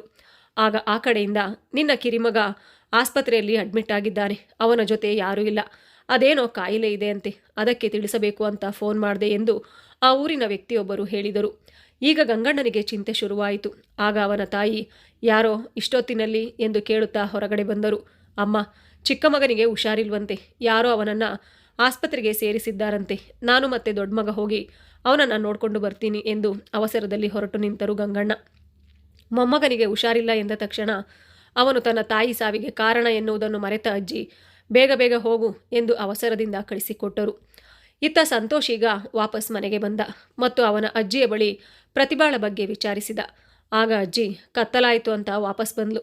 ನಿನ್ನ ರೂಮಿನ ಪಕ್ಕ ಒಂದು ರೂಮು ಖಾಲಿ ಇತ್ತಲ್ವಾ, ಅಲ್ಲಿ ಉಳಿದುಕೊಳ್ಳಲು ಹೇಳಿದೆ ಎಂದು ಹೇಳಿದರು. ಇದೆಂಥ ಹುಡುಗಿ, ನನ್ನ ಹೆಸರು ಹೇಳದೆ ಬೇರೆ ಸುಳ್ಳು ಹೇಳದೆ ಇದ್ದಾಳಲ್ಲ ಎಂದು ತನ್ನ ರೂಮಿನ ಕಡೆ ಹೋದ. ಆಗ ಪಕ್ಕದ ರೂಮಿನ ಬಾಗಿಲಲ್ಲಿ ಕುಳಿತಿದ್ದ ಅವಳನ್ನು ನೋಡಿ, ಯಾಕೆ ನೀನು ಅಜ್ಜಿಯ ಬಳಿ ನಾನು ಕಳುಹಿಸಿದೆ ಅಂತ ಹೇಳಿಲ್ಲ ಎಂದು ಕೇಳಿದ. ಆಗ ಅವಳು, ಅಜ್ಜಿ ಏನಂದುಕೊಳ್ಳುತ್ತಾರೋ ಏನೋ, ಮತ್ತೆ ನಿಮಗೂ ತೊಂದರೆ, ಅದಕ್ಕೆ ಹೇಳಲಿಲ್ಲ ಎಂದು ಸಣ್ಣ ಧ್ವನಿಯಲ್ಲಿ ಹೇಳಿದಳು. ಅದೇಕೋ ಆ ಮುಗ್ಧತೆ ಅವನಿಗೆ ಮೆಚ್ಚುಗೆಯಾಯಿತು. ಅವಳ ಮಾತು ಮತ್ತು ಅವಳ ಗುಣ, ನೀನು ತಪ್ಪು ತಿಳಿಯುವುದಿಲ್ಲ ಅಂದರೆ ಒಂದು ಮಾತು ಕೇಳಬಹುದಾ ಎಂದು ಹೇಳಿದ. ಆಗ ಅವಳು ಸರಿ ಎಂದು ತಲೆಯಾಡಿಸಿದಳು. ನಿನಗೆ ಮದುವೆಯಾಗಿದೆ, ಆದರೂ ನಮ್ಮ ಮನೆ ಕೆಲಸಕ್ಕೆ ಬರ್ತೀಯಲ್ಲ, ಯಾಕೆ ನಿನ್ನ ಗಂಡ ನಿನ್ನ ನೋಡಿಕೊಳ್ತಿಲ್ವಾ ಎಂದ ಅವನ ಪ್ರಶ್ನೆಗೆ ಬೆಚ್ಚಿಬಿದ್ದಳು ಹುಡುಗಿ. ಕಳೆದು ಹೋದ ಕರಾಳ ದಿನಗಳು ಮತ್ತೆ ಅವಳ ನೆನಪಿಗೆ ಬಂದು ತಲೆ ತಿರುಗಿದಂತಾಯಿತು. ಉತ್ತರಿಸುವ ಮೊದಲೇ ಅವಳ ಕಣ್ಣುಗಳಲ್ಲಿ ನೀರು ಜಿನುಗಿದವು. ನಂತರ ಅವಳು ಸಂಭಾಳಿಸಿಕೊಂಡು ಅವನಿಗೆ ತನ್ನ ಕತೆ ಹೇಳಲು ಶುರು ಮಾಡಿದಳು. ಅವಳ ನೋವು ಕೇಳಲು ಬದುಕಿನೊಳಗೆ ಒಂದು ಜೀವ ಕಳುಹಿಸಿದ್ದ ವಿಧಿ ಕಳೆದ ಜೀವನ ಮತ್ತೆ ಮುಂದೆ ತಂದಿಡುವ ಹುನ್ನಾರ ನಡೆಸಿತ್ತು. ಹೇಗೆ ಪಾರಾಗುವ ಎಂದು ಕಾದು ನೋಡಬೇಕಷ್ಟೆ. ನಾನು ಹುಟ್ಟಿದ್ದು ಮೂಲ ನಕ್ಷತ್ರವಂತೆ. ನನ್ನ ಜಾತಕ ನೋಡಿ ನುಡಿದ ಭವಿಷ್ಯ ನಿಜವೆಂಬಂತೆ ಅಪ್ಪ ತೀರಿ ಹೋದರು. ಹುಟ್ಟಿದ ಮನೆಯಲ್ಲಿ ಸಾಗವಾಗುವುದೆಂದು ಹೆಂಡತಿ ಬಿಟ್ಟವನೊಂದಿಗೆ ನನ್ನ ಮದುವೆ ಮಾಡಿಸಿದರು. ಆದರೆ ಆತನೊಬ್ಬ ಕಾಮುಕ. ಹೆಣ್ಣೆಂದರೆ ಆತನಿಗೆ ಭೋಗದ ವಸ್ತು. ನನ್ನೊಂದಿಗೆ ತುಂಬ ಕೀಳಾಗಿ ವರ್ತಿಸಿದ. ಆದರೂ ಅವನ ಆಸೆ ತೀರಲಿಲ್ಲ. ದೇಹ ಸುಖ ಬಯಸಿ ಮನೆ ಬಿಟ್ಟು ಹೋದ. ಹೋಗುವಾಗ ಅಡ್ಡ ಬಂದ ನನ್ನ ಅತ್ತೆಯನ್ನು ತಳ್ಳಿ ಅವರ ಸಾವಿಗೆ ಕಾರಣನಾದ. ಆದರೆ ಆ ಸಾವು ನಾನು ಹುಟ್ಟಿದ ನಕ್ಷತ್ರ ಹಾಗೂ ಕಾಲ್ಗುಣದ ಮೇಲೆ ಬಂತು. ನಿಂತ ಕಾಲಲ್ಲಿ ಅಮ್ಮನನ್ನು ಕರೆಸಿ ಮನೆಯಿಂದ ಆಚೆ ಹಟ್ಟಿದರು. ಮೊದಲೇ ತಾಯಿಗೆ ಭಾರವಾದವಳು ನಾನು. ಅವಳ ಕೊಂಕು ನುಡಿ ಕೇಳಲಾಗದೆ ಅವಳೇ ಹೇಳಿದಂತೆ ನಿಮ್ಮ ಮನೆಯ ಕೆಲಸಕ್ಕೆ ಬರುತ್ತಿದ್ದೇನೆ. ನಿಜ ಹೇಳಬೇಕೆಂದರೆ ಈ ಮನೆಯಲ್ಲಿ ಕಳೆಯುವ ಸಮಯವೇ ನನಗೆ ಆ ದಿನದ ನೆಮ್ಮದಿ. ಏನು ಮಾಡಲಿ ಹೇಳಿ? ನನಗೆ ಬದುಕಲು ಇಷ್ಟವಿಲ್ಲ, ಹಾಗಂತ ಸಾಯಲು ಧೈರ್ಯವಿಲ್ಲ. ಈ ವಯಸ್ಸಿಗೆ ಮುಗಿದು ಹೋಯಿತು ನನ್ನ ಜೀವನ. ಸುಮ್ಮನೆ ಉಸಿರಾಡುತ್ತಿದ್ದೇನೆ ಅಷ್ಟೆ. ದೇವರು ಯಾಕಾದರೂ ಆ ನಕ್ಷತ್ರದಲ್ಲಿ ಹುಟ್ಟುವಂತೆ ಮಾಡಿದನೋ ನನ್ನ ಬದುಕು ನರಕವಾಯಿತು. ಮೊದಲ ಬಾರಿ ಇನ್ನೊಬ್ಬರ ಬಳಿ ನೋವು ತೋಡಿಕೊಂಡ ಪ್ರತಿಭಾ ಬಿಕ್ಕಿ ಬಿಕ್ಕಿ ಅತ್ತಳು. ಅವಳ ದುರಂತ ಕತೆ ಕೇಳಿದ ಸಂತೋಷನ ಕಣ್ಣುಗಳು ಸಹ ತುಂಬಿ ಬಂದವು. ಯಾರೂ ಸಹ ಹುಟ್ಟಿದ ಗಳಿಗೆ ನಕ್ಷತ್ರ ಕೇಳಿ ಪಡೆದುಕೊಳ್ಳುವುದಿಲ್ಲ. ಅದೃಷ್ಟ ದುರಾದೃಷ್ಟ ಎನ್ನುವುದು ಮೂಢನಂಬಿಕೆ. ಇದನ್ನು ನೆನೆಸಿಕೊಂಡು ಕೊರಗಬೇಡ. ನಿನ್ನ ಜೀವನದಲ್ಲೂ ಖುಷಿಯ ಸಮಯ ಬಂದೇ ಬರುತ್ತದೆ. ನಿನಗೆ ಇಲ್ಲಿ ನೆಮ್ಮದಿ ಸಿಗುವುದೆಂದರೆ ಇಲ್ಲೇ ಇರು. ಜನರ ಮಾತಿಗೆ ನೀನು ಅದೆಷ್ಟು ಬಗ್ಗಿದರೂ ಪ್ರಯೋಜನವಿಲ್ಲ. ಎಲುಬಿಲ್ಲದ ನಾಲಿಗೆ ಮಾತನಾಡುತ್ತಲೇ ಇರುತ್ತೆ. ಹೋಗು ಮಲಗಿಕೊ, ಈಗ ತಡವಾಗಿದೆ ಎಂದು ಕಣ್ಣೀರನ್ನು ಒರೆಸಿಕೊಂಡ ಸಂತೋಷ ಅವಳನ್ನು ಒಳಕಳುಹಿಸಿ ಬಾಗಿಲು ಮುಚ್ಚಿ ತನ್ನ ರೂಮ್ಗೆ ಹೋದ. ಇದೇ ಮೂಲ ನಕ್ಷತ್ರದಲ್ಲಿ ಗಂಡೊಂದು ಹುಟ್ಟಿದರೆ ಏನು ಮಾಡುತ್ತಿತ್ತು ಈ ಸಮಾಜ? ದೋಷ ಪರಿಹಾರದ ಹೆಸರಲ್ಲಿ ಪೂಜೆ ಮಾಡಿಸಿ ಅವನ ಹುಟ್ಟು ಸರಿಯಿದೆ ಎಂದು ಸಾರಿಬಿಡುತ್ತಿತ್ತು. ತಂದೆ ಸಾವು ಆಕಸ್ಮಿಕ, ಆದರೂ ಅದನ್ನೇ ನಂಬಿ ಹಾಳು ಮಾಡಿಬಿಟ್ಟರು. ಈ ಕೆಟ್ಟ ಜನಗಳು ಬಹಳ ಹೊತ್ತು ಯೋಚಿಸಿದ ಸಂತೋಷ್ ಹೇಗಾದರೂ ಮಾಡಿ ಅವಳ ಜೀವನವನ್ನು ಸರಿದಾರಿಗೆ ತರಬೇಕೆಂಬ ನಿರ್ಣಯಕ್ಕೆ ಬಂದ. ಅದರಂತೆ ತನ್ನ ಅಜ್ಜಿಯ ಬಳಿ ಹೋಗಿ, ಅಜ್ಜಿ, ನಾನು ನಿನ್ನ ಬಳಿ ಒಂದು ಮುಖ್ಯವಾದ ವಿಷಯವನ್ನು ಮಾತನಾಡಬೇಕು. ನೀನು ಅದಕ್ಕೆ ಒಪ್ಪಿದರೆ ನಾನು ಮುಂದುವರಿಸುತ್ತೇನೆ, ಇಲ್ಲವೆಂದರೆ ಸುಮ್ಮನಾಗುತ್ತೇನೆ ಎಂದು ಹೇಳಿದ. ಅದನ್ನು ಕೇಳಿದ ಅವನ ಅಜ್ಜಿ, ಪರವಾಗಿಲ್ಲ ಹೇಳು ಎಂದಾಗ, ನಿಮಗೆ ಪ್ರತಿಭಾಳನ್ನು ನೋಡಿದರೆ ಏನನಿಸುತ್ತದೆ ಎಂದು ಕೇಳಿದ. ಆಗ ಅಜ್ಜಿ, ಅದರಲ್ಲೇನಿದೆ, ನಾನು ನಿನಗೆ ನಿನ್ನೆ ಹೇಳಿದಂತೆ ಚಿಕ್ಕ ವಯಸ್ಸಿಗೆ ಆ ಹುಡುಗಿಯನ್ನು ಮದುವೆ ಮಾಡಿ ಆ ಹುಡುಗಿಗೆ ಮೂಲ ನಕ್ಷತ್ರ ಎಂಬ ಕೆಟ್ಟ ಪಟ್ಟ ಕಟ್ಟಿ ಜೀವನವನ್ನು ಹಾಳು ಮಾಡಿದ್ದಾರೆ. ನೋಡಿದರೆ ಮನಸ್ಸಿಗೆ ತುಂಬ ಬೇಸರವಾಗುತ್ತದೆ ಎಂದರು. ಆಗ ಸಂತೋಷ್, ನಾನು ಅವಳ ಹಣೆಗೆ ಕಟ್ಟಿರುವ ಕೆಟ್ಟ ಪಟ್ಟಿಯನ್ನು ಕಳಚಲು ಬಯಸುತ್ತೇನೆ ಅಜ್ಜಿ ಎಂದಾಗ ಒಮ್ಮೆ ಅಜ್ಜಿ ಗಾಬರಿಯಾದರು. ಏನು ಹೇಳುತ್ತಿದ್ದೀಯಾ ಸಂತೋಷ? ನನಗೆ ಅರ್ಥವಾಗುತ್ತಿಲ್ಲ ಎಂದರು. ಆಗ ಅವನು, ಅಜ್ಜಿ, ನಾನು ಪ್ರತಿಭಾಳನ್ನು ಮದುವೆಯಾಗಲು ಬಯಸುತ್ತೇನೆ, ಅದು ಅವಳು ಒಪ್ಪುವುದಾದರೆ ಮಾತ್ರ ಎಂದಾಗ ಅಜ್ಜಿ, ನೋಡು, ಇದಕ್ಕೆ ಜನ ಒಪ್ಪಿಕೊಳ್ಳುವುದಿಲ್ಲ. ಬಾಯಿಗೆ ಬಂದ ಹಾಗೆ ಮಾತಾಡ್ತಾರೆ. ನಿನ್ನ ಹೆಸರಿಗೂ ಕಳಂಕ ಕಟ್ಟುತ್ತಾರೆ. ಹಾಗಾಗಿ ನೀನು ಇದನ್ನು ಮರೆತು ಬಿಡುವುದೇ ಒಳ್ಳೆಯದು ಎಂದು ಹೇಳಿದರು. ಆಗ ಸಂತೋಷ, ಇಲ್ಲ ಅಜ್ಜಿ, ನಾನು ಜನಗಳ ಮಾತಿಗೆ ತಲೆ ಕೆಡಿಸಿಕೊಳ್ಳುವುದಿಲ್ಲ. ನನಗೆ ನಿಮ್ಮ ಆಶೀರ್ವಾದ ಒಂದು ಸಾಕು ಎಂದಾಗ ಅವನ ತಾತ ಕೂಡ ಅಲ್ಲಿಗೆ ಬಂದರು. ಆಗ ಅವರು ಹೇಳಿದರು, ನೋಡು, ಆ ಹುಡುಗಿ ತುಂಬ ಒಳ್ಳೆಯವಳು, ಇನ್ನೂ ಚಿಕ್ಕ ವಯಸ್ಸು. ಅವಳು ಒಪ್ಪುವುದಾದರೆ ನೀನು ಅವಳನ್ನು ಮದುವೆ ಮಾಡಿಕೊ. ನೀನು ಜನಗಳ ಮಾತಿಗೆ ತಲೆ ಕೆಡಿಸಿಕೊಳ್ಳಬೇಡ ಎಂದು ಸಾಥ್ ಕೊಟ್ಟರು ಮತ್ತು ಒಂದು ಎಚ್ಚರಿಕೆಯನ್ನು ಸಹ ಕೊಟ್ಟರು. ಆದರೆ ಅವಳ ಮಾವ ಸರಿಯಿಲ್ಲ, ಅವನಿಂದ ನೀನು ಸ್ವಲ್ಪ ಹುಷಾರಾಗಿರು ಎಂದರು. ಆದರೆ ಈಗ ಸಂತೋಷನಿಗೆ ಒಂದು ದೊಡ್ಡ ಸವಾಲು ಎದುರಾಗಿತ್ತು. ಇದನ್ನು ಪ್ರತಿಭಾಳ ಬಳಿ ಹೇಗೆ ಹೇಳುವುದು ಎಂದು. ಮಾರನೇ ದಿನ ಪ್ರತಿಭಾ ಕೆಲಸಕ್ಕೆ ಬರುವುದನ್ನೇ ಕಾಯುತ್ತಿದ್ದ. 11 ಗಂಟೆ ಆದರೂ ಪ್ರತಿಭಾ ಬರಲೇ ಇಲ್ಲ. ಅದನ್ನು ಕಂಡ ಸಂತೋಷ ಆತಂಕಕ್ಕೊಳಗಾದ. ಅಜ್ಜಿಯ ಬಳಿಯೂ ಕೇಳಿದ, ಅಜ್ಜಿ, ಈ ದಿನ ಪ್ರತಿಭಾ ಕೆಲಸಕ್ಕೆ ಬರುವುದಿಲ್ಲ ಎಂದು ಹೇಳಿದಳ ಎಂದು. ಆಗ ಅವರ ಅಜ್ಜಿ ಹೇಳಿದರು, ಇಲ್ಲಪ್ಪ, ಈ ದಿನ ಅವಳು ಬರುವುದಿಲ್ಲ. ಯಾಕೆ ಎಂದು ಕೇಳಿದಾಗ ಅವಳ ಗಂಡ ತೀರಿಕೊಂಡನಂತೆ. ಅವನಿಗೆ ಯಾವುದೋ ಕಾಯಿಲೆ ಇತ್ತಂತೆ. ಆಸ್ಪತ್ರೆಯಲ್ಲಿ ತೀರಿಕೊಂಡಿದ್ದಾನೆ. ಆದರೆ ಆ ಸಾವನ್ನ ಆ ಹುಡುಗಿಯ ತಲೆಗೆ ಕಟ್ಟಿದ್ದಾರೆ. ಹಾಗಾಗಿ ಅವಳು ಈ ದಿನ ಕೆಲಸಕ್ಕೆ ಬರುವುದಿಲ್ಲ ಎಂದು ಹೇಳಿದರು. ಈಗ ಸಂತೋಷನಿಗೆ ಪ್ರತಿಭಾಳನ್ನು ಭೇಟಿಯಾಗುವುದಾದರೂ ಹೇಗೆ ಎಂದು ತಿಳಿಯಲಿಲ್ಲ. ಆಗ ಸಂತೋಷ ಒಂದು ಉಪಾಯ ಮಾಡಿದ. ಅವಳಿಗೆ ಸಂಬಳ ಕೊಡುವ ನೆಪದಲ್ಲಿ ಅವರ ಮನೆಗೆ ಹೋದ. ಅವರ ತಾಯಿ ಬಳಿ ಪ್ರತಿಭಾ ಕೆಲಸಕ್ಕೆ ಯಾಕೆ ಬರುತ್ತಿಲ್ಲ ಎನ್ನುವುದನ್ನು ವಿಚಾರಿಸುತ್ತಾ ಮನೆಯೆಲ್ಲ ಕಣ್ಣಾಯಿಸಿದ. ಆದರೆ ಪ್ರತಿಭಾ ಎಲ್ಲೂ ಕಾಣಲಿಲ್ಲ. ಆಗ ಅವನ ತಾಯಿ ಬಂದು, ಇಲ್ಲಪ್ಪ, ಅವಳು ಇನ್ನು ಮುಂದೆ ನಿಮ್ಮ ಮನೆಗೆ ಕೆಲಸಕ್ಕೆ ಬರುವುದಿಲ್ಲ. ಅವಳು ಕಾಲಿಟ್ಟ ಕಡೆಯೆಲ್ಲ ಬರೀ ದುರಾದೃಷ್ಟವೇ ತುಂಬಿಕೊಳ್ಳುತ್ತದೆ. ಸಾವು ನೋವೇ ಹೆಚ್ಚಾಗುತ್ತದೆ. ಅದಕ್ಕೆ ಅವಳ ಮಾವ ಅವಳಿಗೆ ಹೊಡೆದು ರೂಮಿನಲ್ಲಿ ಕೂಡು ಹಾಕಿದ್ದಾನೆ ಎಂದು ಹೇಳುತ್ತಾರೆ. ಆಗ ಅವನು, ಆಂಟಿ, ನಾನು ಒಮ್ಮೆ ಪ್ರತಿಭಾಳನ್ನು ನೋಡಬಹುದಾ ಎಂದು ಕೇಳುತ್ತಾನೆ. ಅವಳ ರೂಮನ್ನು ಕೇಳಿಕೊಂಡು ಹೋಗಿ ಬಾಗಿಲು ತೆಗೆದು ನೋಡಿದಾಗ ಅವಳ ಮೈಯೆಲ್ಲ ಬಾಸುಂಡೆ ಬಿದ್ದಿದ್ದವು. ಅದನ್ನು ನೋಡಿದ ಸಂತೋಷ ಕೋಪ ತಡೆದುಕೊಳ್ಳಲಾಗದೆ, ನೀವು ಮನುಷ್ಯರ ಅಥವಾ ರಾಕ್ಷಸರ? ಆ ಪುಟ್ಟ ಹುಡುಗಿಯ ಮೇಲೆ ಈ ರೀತಿ ನಡೆದುಕೊಳ್ಳುತ್ತಿದ್ದೀರಲ್ಲ ಎಂದು ಅವನ ತಾಯಿಯ ಮೇಲೆ ಕೂಗಾಡಿದ. ಆದರೆ ಅವರಿಗೆ ಏನೂ ಅರ್ಥವಾಗಲಿಲ್ಲ. ಇವನೇಕೆ ಹೀಗೆ ಆಡುತ್ತಿದ್ದಾನೆ ಎಂದು ಭಯದಿಂದ ನಿಂತುಬಿಟ್ಟರು. ಅವನು ಅಲ್ಲಿಂದ ಸೀದಾ ಪೊಲೀಸ್ ಸ್ಟೇಷನ್ಗೆ ಹೋಗಿ ಅವನ ಮಾವ ಮತ್ತು ಅಮ್ಮನ ಮೇಲೆ ಕಂಪ್ಲೇಂಟ್ ಕೊಟ್ಟು ಪೊಲೀಸರ ಜೊತೆಗೆ ಕರೆದುಕೊಂಡು ಬಂದ. ಅದನ್ನು ನೋಡಿದ ಪ್ರತಿಭಾಳ ತಾಯಿ ಪಾರ್ವತಮ್ಮ ಭಯಗೊಂಡರು. ಅದೇ ಸಮಯಕ್ಕೆ ಪಾರ್ವತಮ್ಮನವರ ತಮ್ಮ ಕೂಡ ಅಲ್ಲಿಗೆ ಬಂದರು. ಆಗ ಸಂತೋಷ ಅವರನ್ನು ತೋರಿಸಿ, ಇವರೇ ಸರ್ ಹೀಗೆ ಹೊಡೆದಿರೋದು, ಮತ್ತು ನನ್ನ ತಂದೆ ತಾಯಿ ಮತ್ತು ಪ್ರತಿಭಾಳ ತಂದೆಯನ್ನು ಇವರೇ ಕೊಂದಿರುವುದು. ಇವರ ರಾಜಕೀಯದ ಆಸೆಗಾಗಿ ಮೂವರನ್ನ ಬಲಿ ಪಡೆದಿದ್ದಾರೆ. ಅವರ ಸಾವನ್ನ ಇವಳ ತಲೆಗೆ ಕಟ್ಟಿದ್ದಾರೆ ಎಂದು ತಿಳಿಸಿದ.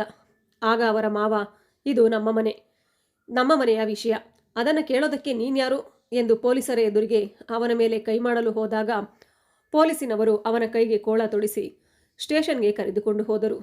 ಆಗ ಪ್ರತಿಭಾ ಸಂತೋಷನಲ್ಲಿ ಕೇಳಿಕೊಂಡಳು, ದಯವಿಟ್ಟು ನನ್ನ ತಾಯಿಯನ್ನು ಸ್ಟೇಷನ್ಗೆ ಕಳಿಸಬೇಡಿ, ಆದರೆ ನನ್ನ ಮಾವನನ್ನು ಕರೆದುಕೊಂಡು ಹೋಗಲಿ ಎಂದು ಬೇಡಿಕೊಂಡಳು. ಯಾಕೆಂದರೆ ತನ್ನ ತಾಯಿಯ ತಲೆ ಕೆಡಿಸಿದ್ದವನು ಮಾವ ಆಗಿದ್ದನು. ಆದ್ದರಿಂದ ಅವಳು ಬೇಡಿಕೊಂಡಳು. ಆಗ ಸಂತೋಷ ಅವರ ತಾಯಿಯನ್ನು ಸ್ಟೇಷನ್ಗೆ ಕಳಿಸಲು ಬಿಡಲಿಲ್ಲ. ನಂತರ ಅವನು ಪ್ರತಿಭಾಳ ತಾಯಿ ಎದುರಿಗೆ ಪ್ರತಿಭಾಳನ್ನು ಕೇಳಿದ, ನೋಡು ಪ್ರತಿಭಾ, ನೀನು ಇಷ್ಟಪಡುವುದಾದರೆ ನಾನು ನಿನ್ನನ್ನು ಮದುವೆಯಾಗುತ್ತೇನೆ. ನಿನ್ನನ್ನು ಈ ಕಳಂಕದಿಂದ ಮುಕ್ತಳಾಗಿ ಮಾಡುತ್ತೇನೆ. ನಿನಗೆ ಒಪ್ಪಿಗೆ ಇದ್ದರೆ ಮಾತ್ರ ಎಂದು ಕೇಳಿದ. ಆಗ ಅವನ ತಾಯಿ, ನೀನು ಏನು ಮಾತಾಡ್ತಾ ಇದ್ದೀಯಪ್ಪ? ಅವಳಿಗೆ ಈಗಾಗಲೇ ಮದುವೆಯಾಗಿದೆ. ಇನ್ನೂ ಅವಳ ಗಂಡ ಸತ್ತು ಒಂದು ದಿನ ಕೂಡ ಆಗಿಲ್ಲ. ಈಗ ಅವಳು ವಿಧವೆ. ಇಲ್ಲ, ನಾನು ಅವಳನ್ನು ವಿಧವೆಯಾಗಲು ಬಿಡುವುದಿಲ್ಲ. ನಾನು ಅವಳನ್ನು ಈ ದಿನವೇ ಮದುವೆಯಾಗುತ್ತೇನೆ. ಹೇಳು ಪ್ರತಿಭಾ, ನಿನಗೆ ನನ್ನ ಜೊತೆ ಮದುವೆಯಾಗಲು ಒಪ್ಪಿಗೆ ಇದೆಯಾ ಎಂದು ಕೇಳಿದನು. ಆಗ ಅವಳು ಅಮ್ಮನ ಕಡೆ ನೋಡಿದಳು. ಈ ಮನೆಯಲ್ಲಿ ಅವಳ ಪರಿಸ್ಥಿತಿ ನೆನೆದು ಯೋಚಿಸಿ ನಂತರ ಒಪ್ಪಿಗೆ ಎಂದು ತಲೆ ಆಡಿಸಿದಳು. ಇನ್ನು ಯಾರನ್ನು ಕೇಳುವ ಅವಶ್ಯಕತೆ ಇಲ್ಲ ಎಂದು ಅವಳ ಕೈ ಹಿಡಿದು ಸಂತೋಷ ಸೀದಾ ಊರಿನ ದೇವಸ್ಥಾನದ ಮುಂದೆ ಕರೆದುಕೊಂಡು ಹೋದ. ಅಲ್ಲಿ ಅರಳಿ ಮರಕ್ಕೆ ಕಟ್ಟಿದ್ದ ಅರಿಶಿಣದ ಕೊಂಬನ್ನು ತೆಗೆದು ಅವಳ ಕುತ್ತಿಗೆಗೆ ಕಟ್ಟಿಬಿಟ್ಟ. ಊರಿನ ಜನ ಅವರಿಬ್ಬರ ಬಗ್ಗೆ ಏನೇ ಮಾತನಾಡಿದರೂ ತಲೆ ಕೆಡಿಸಿಕೊಳ್ಳಲಿಲ್ಲ. ಸೀದಾ ಅವಳನ್ನು ಮನೆಗೆ ಕರೆದುಕೊಂಡು ಹೋದ.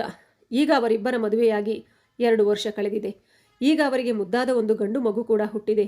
ಹೇಳಬೇಕೆಂದರೆ ಪ್ರತಿಭಾಳನ್ನು ಎಲ್ಲರೂ ಮೂಲ ನಕ್ಷತ್ರದವಳು ಅನಿಷ್ಟ ಎನ್ನುತ್ತಿದ್ದರು. ಆದರೆ ಅವಳು ಸಂತೋಷನ ಬಾಳಿನಲ್ಲಿ ದೊಡ್ಡ ಸಂತೋಷದ ಜೊತೆಗೆ ಬೆಳಕಾಗಿದ್ದಳು.